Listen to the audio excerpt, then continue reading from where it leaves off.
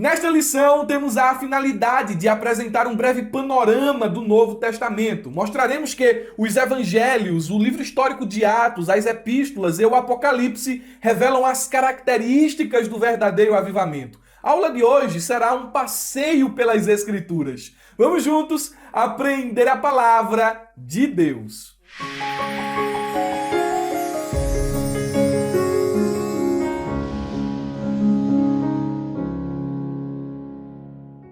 Queridos irmãos, quero cumprimentá-los com a paz do Senhor Jesus. Sou o presbítero e professor Murilo Alencar e me sinto muito feliz pela oportunidade de dar início a mais uma pré-aula da Escola Bíblica Dominical, onde comentaremos a revista de adultos, publicada pela editora CPAD. Hoje o alvo do nosso estudo é a lição de número 3, datada do dia 15 de janeiro de 2023, cujo título é O Avivamento no Novo Testamento. Amém?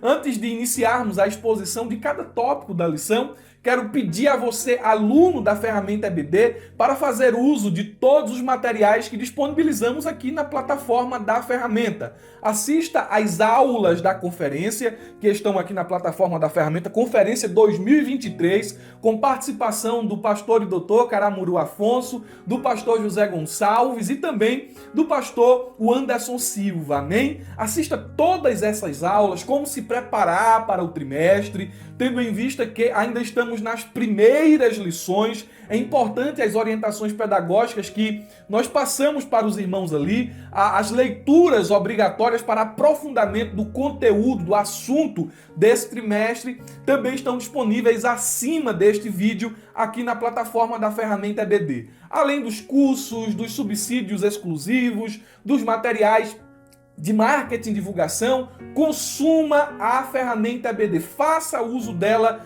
para o bom proveito e andamento da escola dominical que o irmão, que a irmã faz parte, amém? Aqueles que me assistem depois pelo YouTube, porque primeiro o vídeo é postado para os alunos da ferramenta EBD, e depois nós subimos ele aqui para a plataforma do YouTube e você assiste a aula e também tem acesso a um subsídio gratuito, amém? Então você que está recebendo esse conteúdo, não passe por esse canal sem deixar o seu like, sem ativar o sininho, se inscrever caso ainda não seja inscrito, sem interagir conosco nos comentários e, mais importante que isso, sem conhecer a plataforma da ferramenta EBD. Então não passe por esse vídeo sem cumprir esses objetivos, tá bom? É algo que eu peço a vocês de todo o meu coração. Irmão Murilo, eu sei me inscrever no canal, eu sei deixar o like, eu sei comentar no vídeo, eu sei ativar o sininho, porque são coisas fáceis, não demora muito. Mas como é que eu conheço a plataforma da ferramenta EBD? O link está na descrição desse vídeo, amém? Você vai clicar e vai conhecer essa ferramenta que é extraordinária. E dentro do ano de 2023, ela receberá cada vez mais atualizações. É bênção de Deus para você, amém? Tendo dito isso, vamos à exposição da nossa lição. Texto áureo nos diz assim: Jesus respondeu e disse-lhe: se tu conheceras o dom de Deus, e quem é que te diz, dai-me de beber, tu lhe pedirias e ele te daria água viva. João, capítulo de número 4, versículo 10. Nós não faremos a comparação de traduções como tradicionalmente iniciamos aqui as nossas aulas, tendo em vista que preparei um roteiro um pouco diferente, a fim de tocarmos em aspectos específicos de cada livro, de cada documento que compõe o Novo Testamento. No entanto, o texto áureo ele será melhor abordado na exposição do primeiro tópico. Nós vamos falar sobre esse encontro de Jesus que provocou um avivamento nesta mulher. Ela saiu dali não mais como alguém que buscava o sentido da vida por meio dos prazeres da carne, porque Jesus disse a ela: você teve muitos maridos e esse que tem agora não é teu. Então ela sentia um vazio tão grande dentro da alma e procurava preencher essa lacuna do espírito buscando prazeres carnais. E ela saía levando a vida assim de vento em popa, buscando em um, buscando em outro, preencher o buraco que havia em sua alma. E Jesus dá uma direção, dá um sentido à vida daquela mulher, de maneira que ela chega ali como pecadora, ela chega ali como alguém que não tinha um sentido para viver e sai como uma missionária para pregar em Samaria. Nós temos aí um dos princípios, uma das evidências do que é o verdadeiro avivamento. É um milagre, é uma transformação que acontece de dentro para fora. Amém? A verdade prática nos diz, a palavra de Deus revela raízes de um verdadeiro avivamento espiritual que perpassa a história. Então, a palavra, ela nos lega, ela nos mostra quais são os fundamentos. Raiz ali é fundamento, é estrutura, é base. A palavra nos mostra quais são as bases, as estruturas de um verdadeiro avivamento, porque movimento, fogo de palha logo se apaga, não perpassa a história, não dura. Se há um avivamento verdadeiro, consequentemente existe um falso. Algo que parece avivamento, mas não é. Então, avivamento, em rápidas palavras, ele não é mudança de liturgia. Eu sempre bato aqui nessa tecla, dizendo que a gente não programa avivamento. Quinta-feira do avivamento, culto do avivamento, fazer uma mudança na liturgia, a quarta-feira da vitória, não é mudança de liturgia. Avivamento também não é uma explosão, português, né? Não é uma explosão de línguas, uma explosão de dons. Olhe para a igreja de Corinto. Lá havia muitos dons espirituais, lá havia uma manifestação poderosa do Espírito, no entanto os irmãos eram carnais. Porque em Corinto havia manifestação dos dons sem o amadurecimento do fruto do Espírito. Então há, dentro de um avivamento, um equilíbrio entre o fruto do Espírito apresentado em Gálatas e os dons espirituais, que são abundantes na igreja aos Coríntios. Então o avivamento ele produz maturidade espiritual. Lógico, há dons, a manifestação do Espírito, há poder, há milagre, mas não só isso, há também conversão e vida de santidade. Quando o avivamento ele é focado só nos dons espirituais, ou quando alguém tem a ideia de que o avivamento é só a manifestação da profecia, da interpretação, das línguas, da palavra de sabedoria ou coisa dessa natureza, a igreja envereda por um caminho perigoso. Avivamento deve ser acompanhado de doutrina, de prática e de poder no Espírito. Amém? Existem pessoas que vivem um avivamento de aparência. Eles tentam produzir os efeitos de um avivamento. Imitam línguas estranhas, imitam batismo no Espírito Santo, começam a trazer práticas estranhas para dentro do culto, como o povo cair no chão rindo. E eles olham para esse avivamento. É avivamento, mas avivamento não é zoada. Avivamento não é barulho. Ele pode sim produzir barulho, mas isso não é a essência do avivamento. Avivamento é vida de santidade. Avivamento é uma igreja recebendo poder para não só servir a Jesus com um bom testemunho, mas para propagar a mensagem do Evangelho. Então o avivamento, como já tenho dito aqui, ele precisa ser esse equilíbrio entre fruto e dom. Ele precisa também ter esse aspecto de que a igreja ela não vive só de barulho, mas tem uma vida de santidade, uma vida madura, uma vida de equilíbrio e uma vida de busca constante, não só da presença, mas também do conhecimento de Deus. Amém? E assim, meus irmãos, nós temos aqui alguns objetivos que gostaríamos de atingir, e eles são: em primeiro lugar, apresentar o avivamento nos evangelhos.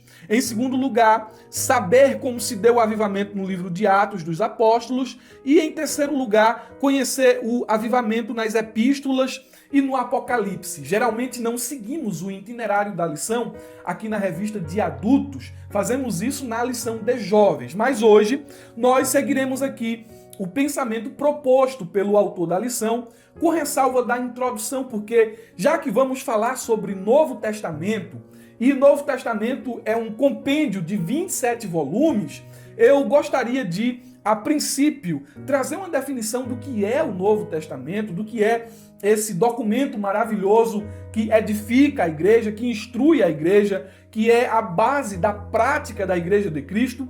Gostaria de trazer uma definição do que é o Novo Testamento, do que é o Evangelho, e assim por diante caminhar por todos os livros das Escrituras concernentes ao Novo Testamento, tá bom? Então, o que seria o Novo Testamento? Que resposta você daria a alguém que lhe fizesse essa pergunta? Eu poderia aqui dar pelo menos 3 respostas. E gostaria que você atentasse para cada uma delas, porque elas revelam aspectos importantes desse documento inspirado por Deus. Primeiro, o Novo Testamento é o pacto que Deus estabeleceu com a raça humana, mediante o sangue de Cristo vertido no Calvário. Preste muita atenção a 1 Coríntios, capítulo 11, versículo 25. Nós encontramos uma fundamentação escriturística para essa assertiva. O texto diz: da mesma forma, depois da ceia, ele tomou o cálice e disse: este cálice é a nova aliança no meu sangue. Façam isto sempre que o beberem em memória de mim. Então o Novo Testamento é esse pacto feito por meio do sangue de Cristo vertido na cruz do Calvário de forma expiatória, de forma redentora. Eu poderia também dar outra resposta do que é o Novo Testamento. O Novo Testamento é também o conjunto das Escrituras produzidas pelos apóstolos e discípulos de Cristo. Por que pelos apóstolos e discípulos de Cristo? Porque há livros nas Escrituras que os apóstolos escreveram, como, por exemplo, Paulo, Pedro, Tiago, João, mas também há livros que foram escritos por discípulos, como é o caso de Marcos, como é o caso de Lucas. Então, o Novo Testamento, mas assim, esses discípulos, eles sempre estavam ligados aos apóstolos. Continuando a nossa definição, o Novo Testamento é o conjunto das Escrituras produzidos pelos apóstolos e discípulos de Cristo acerca de sua obra, ensino, morte e ressurreição, sobre a fundação da igreja e a sua expansão, é onde entra o livro de Atos, e também a doutrina do Cristo ressuscitado. E aqui eu quero incluir as epístolas. Não só isso, mas o Novo Testamento também nos conta como será o final de todas as coisas por meio do Apocalipse. Em uma terceira e mais simples definição, o Novo Testamento é a revelação última de Deus à humanidade. Que definição sensacional!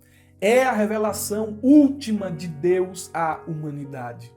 E essa assertiva, ela está fundamentada escrituristicamente por Hebreus, capítulo de número 1, versículo do 1 ao 2, que nos diz: há muito tempo, Deus falou muitas vezes e de muitas maneiras aos nossos antepassados por meio dos profetas, mas nestes últimos dias falou-nos por meio do Filho, a quem constituiu herdeiro de todas as coisas e por meio de quem fez o universo.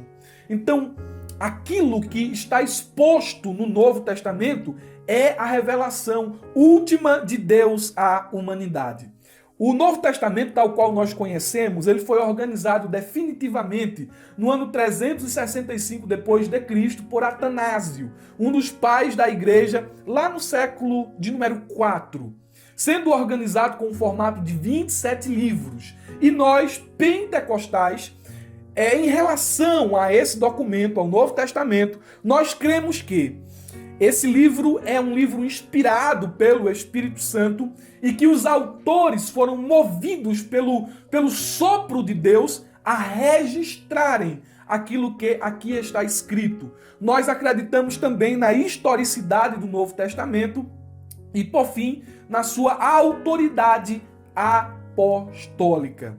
Tendo feito essa breve exposição do que é o Novo Testamento, nós podemos ir até o tópico de número 1, e começar tratando sobre o assunto avivamento, olhando para os evangelhos, os 4 primeiros livros que compõem o nosso Novo Testamento: Mateus, Marcos, Lucas e João. A lição, ela vai discorrer sobre esse tópico na seguinte ordem: primeiro o Evangelho de João, depois Mateus, depois Marcos e depois Lucas. Eu entendo que o pastor Elinaldo Renovato, ele seguiu essa ordem porque os 3 últimos eles são sinóticos. Então ele coloca o Evangelho de João primeiro e em seguida ele vai falar sobre os evangelhos sinóticos. No entanto, nós seguiremos aqui a sequência apresentada na Bíblia. Falaremos de Mateus até João, ok? Sobre a palavra evangelho, antes de falarmos propriamente e especificamente sobre um evangelho em particular, eu quero defini-la aqui junto com vocês. A palavra evangelho ou evangelion, ela tem um significado de boas notícias. São boas novas, boas notícias a respeito de Jesus. No grego secular, essa expressão evangelion, ela se referia a uma boa notícia a respeito de um acontecimento importante. Algo que marcava, algo que tinha relevância, algo que tinha uma natureza boa. Então essa boa notícia era divulgada por um arauto. Os 4 evangelhos são as boas notícias sobre os acontecimentos mais significativos de toda a história: a vida, a morte e a redentora, ou melhor, e a ressurreição de Jesus de Nazaré. Glória a Deus! É a maior notícia de todos os tempos. É a melhor notícia de toda a história. Jesus morreu. E o que é que isso tem a ver comigo? Ele morreu por você. Ele morreu por mim. E qual o sentido e o propósito desta morte? Ele morreu expiatoriamente. Ele morreu redentoramente. Meus pecados, por meio de sua morte, são perdoados mediante um arrependimento. Ele morreu para me dar vida. Ele morreu para abrir as portas do céu para mim, miserável pecador. Quer melhor notícia que essa? E o que eu preciso fazer? Preciso pagar? Preciso comprar? Não. Você precisa se arrepender, aceitá-lo, amá-lo e se relacionar com ele. Só isso. Ele fez tudo isso por mim. Ele fez isso por amor. A Bíblia nos diz em Romanos que ele nos amou quando ainda éramos pecadores. Seu amor é tão grande, tão perfeito, tão incalculável, ao ponto de ele amar o objeto de sua ira. João 3,16 diz que ele amou o mundo de uma tal maneira que deu o seu Filho unigênito, para que todo aquele que nele crê não pereça, mas tenha a vida eterna. Glória a Deus! Os evangelhos, eles não são biografias no sentido moderno da palavra. Não são, irmão Murilo, não são a biografia de Jesus? Não. Porque eles têm propósitos apologéticos e teológicos. São propósitos que estavam no coração dos autores sagrados quando escreveram os evangelhos. Ainda que haja biografias precisas, narrações da vida de Jesus, o evangelho não é uma biografia em si, porque, para pensar aqui, a biografia conta a história de alguém até a sua morte. Finaliza com a morte dessa pessoa. E provavelmente, às vezes, até com algumas memórias póstumas. Mas, quando analisamos o evangelho, ele não termina com a morte de Cristo. Olha aí, nasceu no tempo tal, morreu no tempo tal e acabou, está na sepultura. Não, ele ressuscitou, ele está vivo. Não podemos contar a biografia de alguém que está vivo, no sentido pleno da palavra. Além do que também me permitam argumentar aqui, colocar mais um argumento, porque já tem gente aí, está olhando desconfiado para mim. Deixa eu lhe dar mais um argumento. O evangelho ele não tem esse propósito de ser uma biografia, não só pela questão de que Jesus ainda vive, mas também pelo princípio de sua vida. Nós temos ali o relato do seu nascimento, temos ali um breve registro de sua adolescência, quando ele tinha 12 anos de idade, discutia com os intelectuais no templo, mas dos 12 até os 30, que que informações temos a respeito de Jesus? Né? Entendeu agora? Então, os evangelhos, eles têm propósitos teológicos, propósitos também apologéticos. Olhando para os evangelhos, nós também percebemos que só são 4. Mateus, Marcos, Lucas e João. Mas ao longo da história, dezenas de evangelhos foram escritos.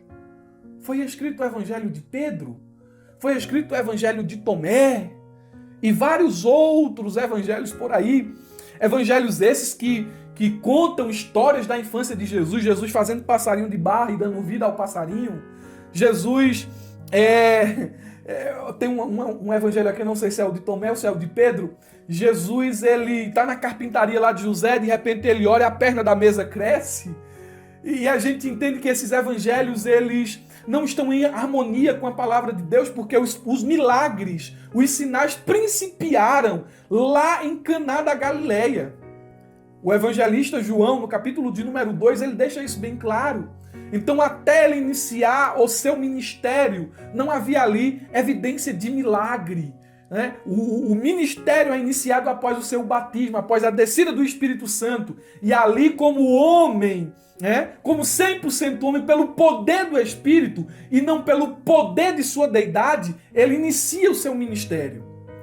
Então, esses evangelhos, eles são invenções da mente popular. E às vezes quem escrevia para dar autoridade ao documento usava de forma indevida o nome de um apóstolo, o nome de alguém ligado a algum apóstolo. São os pseudo-epígrafos, são textos espúrios.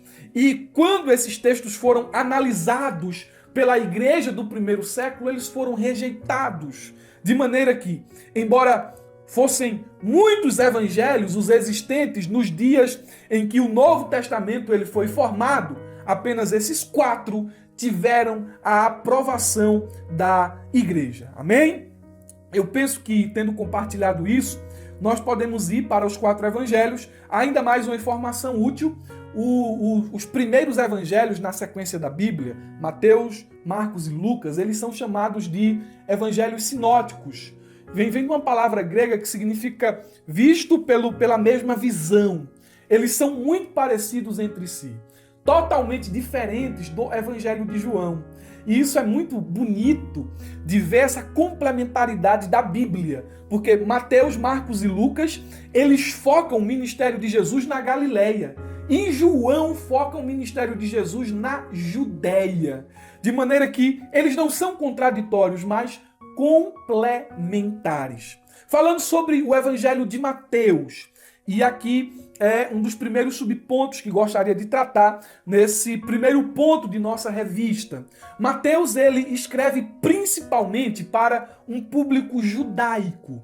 Não perdi aqui o fio da meada, viu? Eu sei que o tema da lição é avivamento no Novo Testamento. Eu quero falar um pouco sobre o livro e depois trazer uma aplicação voltada ao tema da lição. Então, aguenta aí, viu? Não desiste não, vai mastigando, vai comendo, vai aprendendo a palavra de Deus. Mateus escreveu principalmente para um público judaico. Então veja que dentro do Evangelho de Mateus você vai encontrar muita referência do Antigo Testamento. Para que se cumprisse o que foi dito pelo profeta tal. Os elementos dentro do Evangelho de Mateus apontam para a sua audiência. Mateus, ele sabia que o seu público primeiro seriam os judeus. Então ele escreve com a finalidade de mostrar que Jesus é o rei prometido do Antigo Testamento, isto é, o Messias, revelado nas Escrituras do Antigo Pacto, que agora, aleluia, por meio da encarnação, é apresentado à nação de Israel. É o cumprimento das profecias do Antigo Testamento.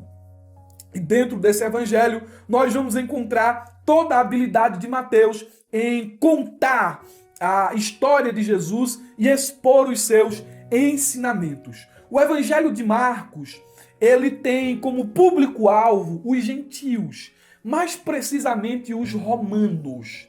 Marcos acreditam, que Marcos era servo de Pedro. E ele escreveu esse evangelho sob uma perspectiva pedrina. são suposições. No entanto, ele escreve para esse público específico e dentro das características da escrita de Marcos, nós encontramos uma celeridade. É um evangelho de ação. Pastor Alinaldo Renovato, ele pontua aqui de forma muito linda que esse evangelho mostra Jesus como o servo. Aí ele mostra aqui Jesus como servo vencedor, depois ele mostra Jesus como servo sofredor, e depois ele mostra Jesus como o servo triunfante. Mensagem sensacional. Então esse evangelho, ele tem esse ar de celeridade, imediatamente, e então, porque os romanos gostavam desse tipo de ação. E Marcos, no sentido de trazer os romanos para o conhecimento das escrituras, das verdades a respeito de quem é Jesus, ele tem essa finalidade ao escrever de cativar o pensamento dos romanos, não só o pensamento, mas também o coração a Cristo. O Evangelho de Lucas, ele é muito singular em vários aspectos. Primeiro que é o único, ou melhor, é um dos únicos documentos junto de Atos do Novo Testamento que é escrito por um não-judeu. Lucas era gentil e ele escreve o seu evangelho e o livro de Atos com uma linguagem impecável. Dizem os conhecedores da língua grega que não só o evangelho de Lucas, mas também como a carta aos Hebreus, são os documentos do Novo Testamento cuja escrita é mais refinada. O grego é mais polido. Então, o evangelho de Lucas é escrito por um especialista. Lucas é um teólogo, Lucas é um pesquisador, Lucas é escritor e Lucas é o médico amado. Ele escreve o seu evangelho direcionado a alguém chamado Teófilo. E nós entendemos que o público-alvo de Lucas são os gentios. Diferente de Marcos, Lucas é escrito para um público mais amplo. Marcos era mais específico, gentios, povo romano. Lucas para os gentios em geral. E por fim, nós temos o evangelho escrito por João. E esse evangelho, ele é escrito com um propósito apologético. Veja o que é que o próprio escritor diz a respeito de seu evangelho. João, capítulo 20, versículo 31. Mas estes foram escritos para que vocês creiam, finalidade do evangelho, que vocês creiam que Jesus é o Cristo, o Filho de Deus, e crendo, tenham vida em seu nome. O que acontece dentro do Evangelho de João? Ele tinha o propósito de mostrar que Jesus era o Filho de Deus. Essa expressão Filho de Deus, ela tem o sentido de mesma essência. Ela comparava Jesus com o Pai. Por isso que, quando Jesus dizia que era o Filho de Deus, ele não dizia na mesma categoria que nós dizemos, olha, eu sou Filho de Deus, né? Eu sou Filho de Deus. Não. Ele não diz tendo o mesmo sentido que nós dizemos hoje. Quando ele se dizia Filho de Deus, ele dizia o seguinte, eu tenho a mesma essência, sou igual a ele. E esse é o motivo pelo qual os fariseus, os saduceus, eles tinham como blasfêmia essas palavras de Jesus. Blasfema, dizendo que é filho de Deus, está se fazendo igual a ele. Tu não é filho do carpinteiro, tu não é filho de Maria, esses não são teus irmãos. Como é que tu se faz igual a Deus? Aí onde ele diz, né, lá em João 8, olha, antes que Abraão existisse, eu sou. Eita, glória a Jesus. Glória a Jesus. Dentro do Evangelho de João aqui, não só os milagres, mas as declarações do Cristo apontam para a sua divindade. Eu sou o pão da vida. Glória a Deus. Glória a Deus, eu sou a porta. Aleluia, eu sou o caminho. Glória a Jesus. E nós temos aqui no Evangelho de João alguns milagres, a transformação da água em vinho, a cura do oficial, a cura do paralítico em Betesda, a multiplicação dos pães e peixes, a caminhada sobre o mar, a cura de um cego de nascença, a ressurreição de Lázaro e aí por diante. Feito essa breve exposição dos evangelhos, eu quero lhe mostrar que eles revelam o avivamento que a mensagem de Cristo pode produzir. O pastor Alinaldo Renovato, ele foi muito feliz na sinopse aqui do tópico de número 1, que é um resumo de todo o tópico apresentado. Ele diz aqui uma coisa interessante. O Novo Testamento mostra o avivamento que a mensagem de Jesus pode revelar ao mundo. Glória a Deus! Glória a Deus! A mensagem de Jesus é poderosa. A mensagem de Jesus perpassa os séculos. Aleluia! A mensagem de quem é Cristo, do Evangelho, do que Ele fez por nós, é uma mensagem que transforma vidas, que promove mudança. Glória a Deus! E eu quero evocar aqui um texto de Paulo aos Romanos, capítulo 1, versículo 16, quando ele diz o seguinte: não me envergonhe do Evangelho. Aleluia! Aleluia! Por que ele não se envergonha do Evangelho? Porque o Evangelho é poder. Presta atenção, Evangelho é poder de Deus para a salvação de todo aquele que crê. Primeiro do judeu e depois do grego. O que é o Evangelho? Jesus, nascido de Maria, vindo da parte de Deus, morreu na cruz do Calvário pelos nossos pecados e ao terceiro dia ressuscitou para a nossa salvação, para a consumação da obra da redenção. E por meio da fé dele, hoje, nós temos salvação e acesso a Deus. O judeu ouvia isso e dizia: blasfêmia! Aquele condenado à crucificação por sedição. Isso é uma blasfêmia. Os gregos ouviam isso e diziam: é loucura! Como? Temos Zeus, temos Apolo, temos todos os deuses do Olimpo.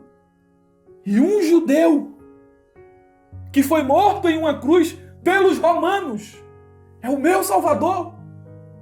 É loucura. Mas Paulo está dizendo, uns dizem que é loucura, outros dizem que é blasfêmia. Nesse contexto, alguns se envergonham do Evangelho. Mas eu não me envergonho do Evangelho.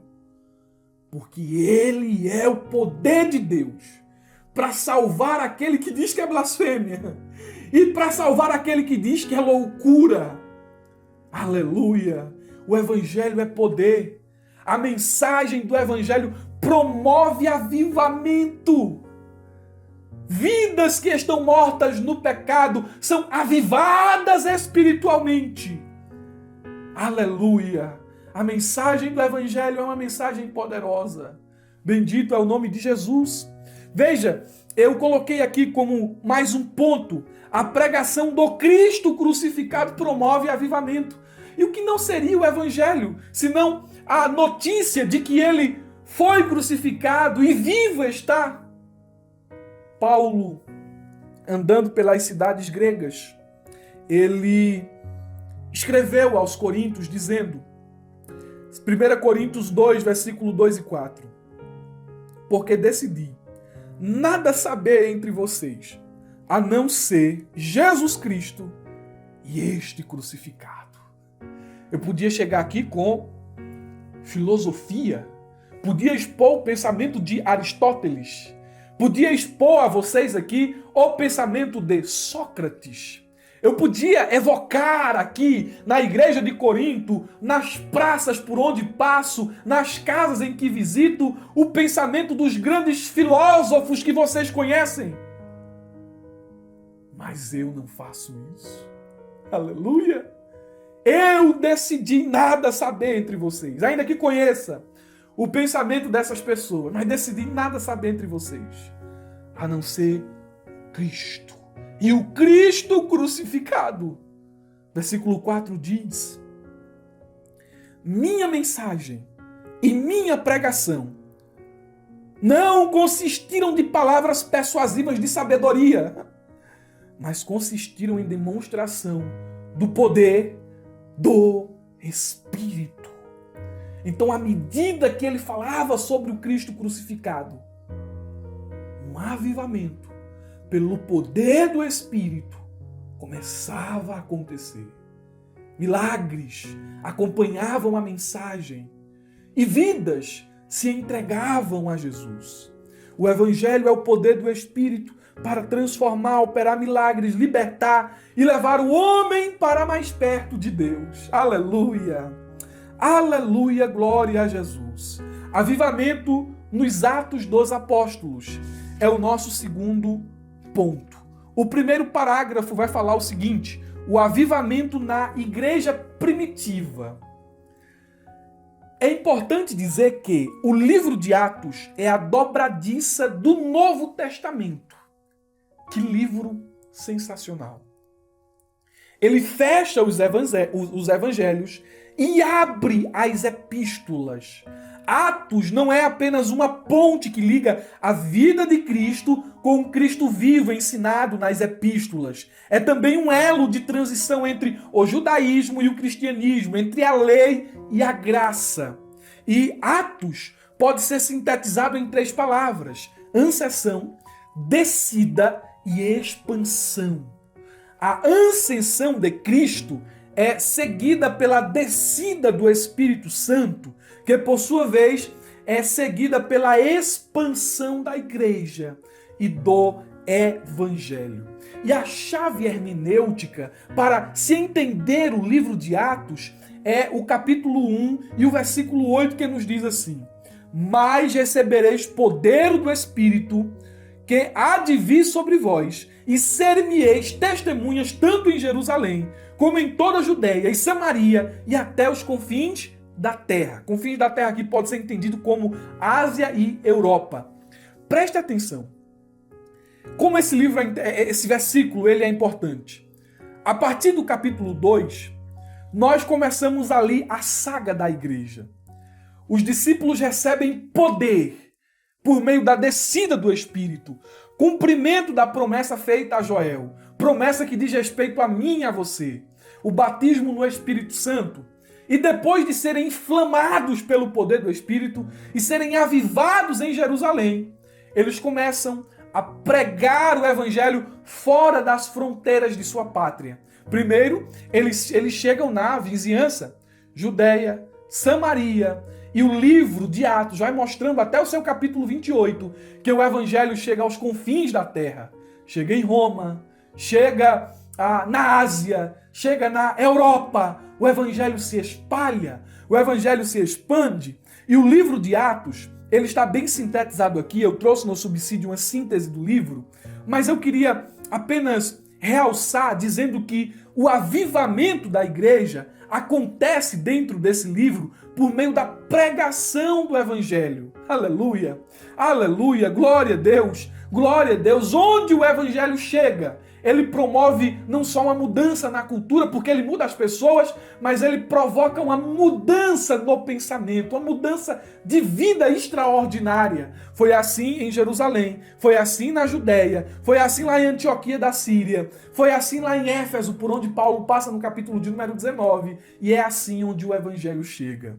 Aleluia! Aleluia! Sobre a descida do Espírito Santo, que é o nosso segundo parágrafo, o avivamento é apresentado no livro de Atos como uma consequência da descida do Espírito. Aleluia! E ali no capítulo 2 nós temos algo que é talvez uma das experiências mais experimentadas pelas Assembleias de Deus, por nós que somos pentecostais, o batismo no Espírito Santo. E eu quero dizer a vocês que o batismo no Espírito Santo é a externalização de uma experiência reconhecível, audível e visível, sendo uma experiência subsequente à salvação, isto é, uma experiência para quem já é salvo. Essa experiência é completamente diferente do ato da regeneração e do novo nascimento. E ao contrário do que supõem os inimigos da obra pentecostal, o batismo com o Espírito Santo não é uma prática destituída de doutrina. Acha-se assentada num forte e inamovível fundamento bíblico-teológico. O batismo no Espírito Santo não é modismo. Pelo contrário, é uma promessa feita pelo Pai, confirmada pelo Filho e manifestada pelo Divino Consolador. E não podemos nos esquecer. Olha para mim aqui, presta atenção. O batismo no Espírito Santo tem como sinal o falar em línguas. É o sinal de que alguém recebe o batismo no Espírito Santo. Só que, mais importante que o sinal é o propósito. Todas as pessoas batizadas no Espírito Santo falam em línguas. Cremos assim, nós os pentecostais. Só que nós não podemos nos apegar ao sinal. línguas, línguas, línguas, línguas. Mais importante que o sinal é o propósito. E qual é o propósito? Receber poder de Deus para ser testemunha. Aleluia! Testemunha de Jesus. Aleluia! Isso é avivamento. Glória a Deus. No Antigo Testamento, o avivamento, quando acontecia, traziam as pessoas para mais perto do templo. Traziam as pessoas para mais perto do tabernáculo. Quando a igreja está sendo avivada no Novo Testamento, ela está expandindo, ela está indo para fora. Ela está propagando o evangelho. E o avivamento no livro de Atos é marcado por esse poder de Deus para ser testemunha até os confins da terra. Terceiro tópico. Avivamento nas epístolas e no Apocalipse. E aqui eu quero tomar um caminho um pouco diferente, não muito, mas um pouco diferente do que o autor da lição ele propõe aqui nessa última parte da nossa lição. Ele vai falar aqui sobre 3 pontos. As epístolas paulinas e depois as epístolas gerais. Eu quero trazer uma definição do que é epístola e, em seguida, mostrar aqui rapidamente as epístolas gerais e as epístolas paulinas, sem fazer distinção de pontos aqui. Vamos lá. Primeiro, vamos definir o que é epístola. No Novo Testamento, a palavra epístola ou carta traduz o termo grego epistole, que ocorre mais de 20 vezes. Uma epístola é uma correspondência escrita a um ou mais destinatários, seja em caráter público ou privado. Porque às vezes o autor de uma epístola, ele endereçava ela à igreja ou a uma pessoa em particular. Em outras palavras, basicamente uma epístola é uma carta, quem faça diferenças, né? Mas basicamente é uma carta. Elas foram escritas com a finalidade de dirigir, preste atenção, dirigir, aconselhar e instruir os seus primeiros leitores, auxiliar as igrejas recém-formadas, bem como ajudar os líderes a pastorearem o rebanho de Deus. Então são múltiplos objetivos, as epístolas elas têm múltiplos objetivos.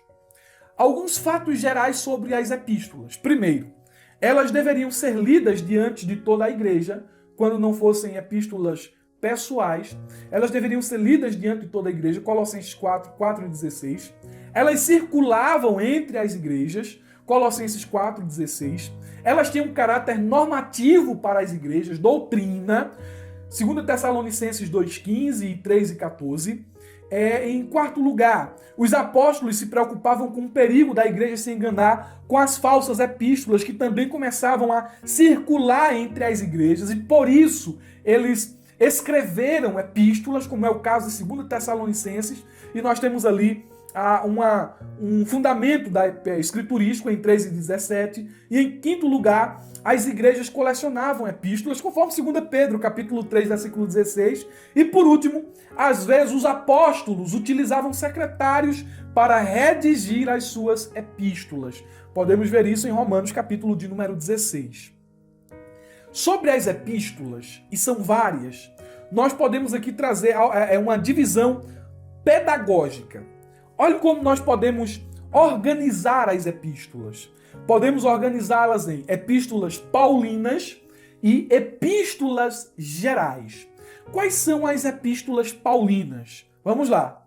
Romanos, 1 e 2 Coríntios, Gálatas, Efésios, Filipenses, Colossenses, 1 e 2 Tessalonicenses, 1 e 2 Timóteo, Tito e Filemon. E fica uma interrogação sobre Hebreus, se é de Paulo ou não.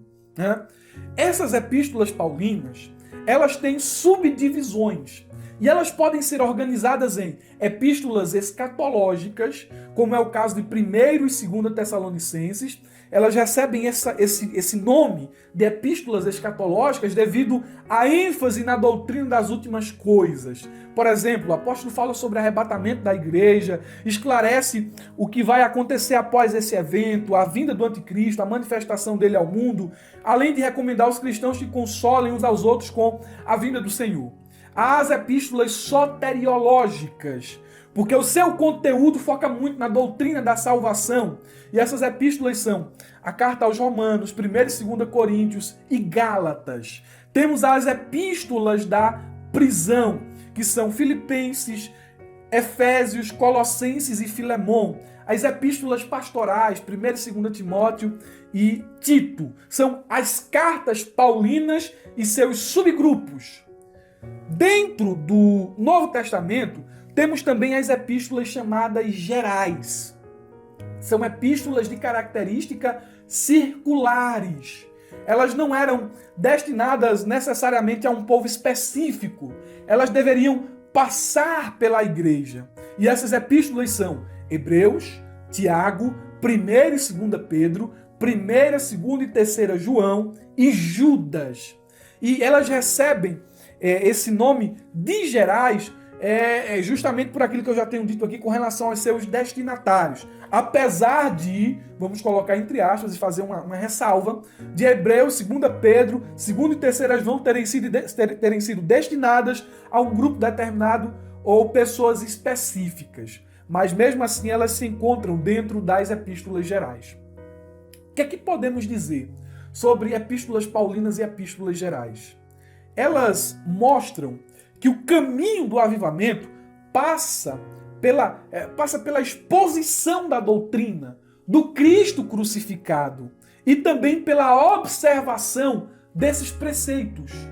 Então, dentro das epístolas paulinas, nós temos muita doutrina. Dentro das epístolas gerais também temos doutrina, mas agora uma doutrina voltada para a conduta cristã. Olhando isso aí, nós percebemos mais uma vez o equilíbrio entre a ortodoxia e a ortopraxia. Uma igreja avivada, ela é aquela igreja que, preste atenção, ela é aquela igreja firme na doutrina e também na prática, na conduta. Porque avivamento não é só uma explosão de conhecimento intelectual a respeito de Deus. O arrependimento, ele mostra fruto, melhor dizendo, o avivamento, ele mostra frutos. E como é que esse fruto se evidencia? Por meio da vida da igreja. A vida da igreja revela aquilo que ela experimenta de Deus. Se ela é morta ou não. Amém? Tendo dito isso, partimos aqui para o nosso último livro, o livro do Apocalipse, ou em termos mais testamentários, podemos assim dizer, em termos mais próprios, o desvendamento de Jesus Cristo, ou a revelação de Jesus Cristo que foi dada a João. Eu separei aqui dentro do subsídio o seguinte: o conteúdo, o autor, a data, os receptores, a ocasião e as ênfases com relação à carta o livro do Apocalipse. Eles viviam ali em um contexto muito difícil. O culto ao imperador estava sendo exigido aos cristãos. Eles deveriam se prostrar diante do imperador, que era adorado como um deus. Por não aderirem a essa prática idólatra, começaram a ser perseguidos, começaram a ser mortos. Ser crente se tornou muito difícil nessa época. Porém, nesse contexto de perseguição, nesse contexto de luta e sofrimento, João tem uma revelação das últimas coisas. E Jesus mostra a João que o fim de seu povo não é um fim trágico. Ainda que a Bíblia fale sobre apostasia, uma apostasia final, ainda que a Bíblia diga que no fim dos tempos o amor de muitos se esfriará, nação contra nação, pecados, a multiplicação da iniquidade, não é o fim da história. É o fim dos tempos. Não é o fim do povo de Deus. É o fim do mundo tal qual nós conhecemos. Porque o fim do povo de Deus não é de desfecho triste. É um fim de bênção. João mostra no livro do Apocalipse que nós caminhamos para o maior avivamento de todos os tempos. Irmão Murilo, que avivamento é esse? Vida eterna na presença do Cordeiro. Tu quer avivamento maior que esse? Está na presença do regente, do Senhor, do Rei de toda a terra, para toda a eternidade. Aleluia! Aleluia! Então o fim do povo de Deus não é o fim trágico que está destinado a este mundo e aos ímpios, mas é um fim de bênção na presença de Deus. Glória a Jesus. Glória a Jesus. O Novo Testamento diz muito sobre avivamento. Nós devemos estudá-lo, nós devemos sondá-lo, nós devemos lê-lo e conhecer Jesus por meio dessa revelação última à humanidade, que é os 27 livros que compõem o Novo Testamento. Meus irmãos, eu penso que a presente lição tenha sido instrutiva, eu penso que você tenha aprendido um pouco aqui a respeito da palavra de Deus. Achei muito bom o pastor Renovato fazer esse tipo de lição, mostrando os livros do Antigo Testamento e os livros do Novo Testamento, porque isso nos dá estrutura. É muito bom ter essa visão panorâmica dos livros da Bíblia. Isso nos dá segurança para caminharmos pela palavra de Deus. Espero que você tenha sido abençoado. Se você foi, comente aí conosco. Eu leio todos os comentários, às vezes não consigo responder todos, mas faça isso. Tire um print aí da tela do seu celular, uma foto da televisão, onde você estiver assistindo. Nos marca lá nas redes sociais, @MuriloAlencar e @Abrajaula. Vai ser um prazer repostar a sua postagem. Te desejo um ótimo final de semana, uma ótima aula de Escola Bíblica Dominical. E não se esqueça, abra a jaula.